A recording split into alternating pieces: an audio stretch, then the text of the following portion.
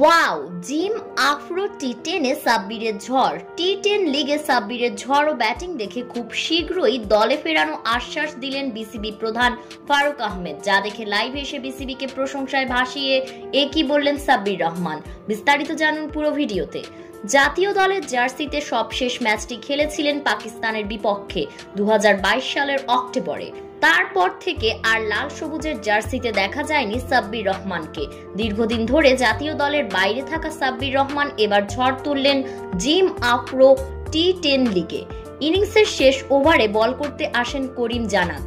তার শেষ 3 বলে 3টি ছক্কা হাঁকান বাংলাদেশের hard hitter batting Sabbir Rahman. শেষ পর্যন্ত 12 বলে 34 রানে অপরাজিত থাকেন সাব্বির রহমান। ইনিংসে এটি সর্বোচ্চ ব্যক্তিগত রান তার। এদিকে সাব্বির রহমানের ব্যাটিং ফর্ম দেখে গণমাধ্যমে বিসিবি প্রধান বলেন, আমরা সব রাজনীতির অবসান ঘটিয়ে ভালো মানের ক্রিকেটারদেরকে দলে জায়গা দেব। সাব্বিরের কথাটাও আমাদের মাথায় থাকবে। তাই তো লাইভে এসে বিসিবি প্রধানকে প্রশংসায় ভাসিয়ে সাব্বির বলেন, ওনাদের সিদ্ধান্তকে আমি শুভেচ্ছা ও অভিনন্দন জানাই।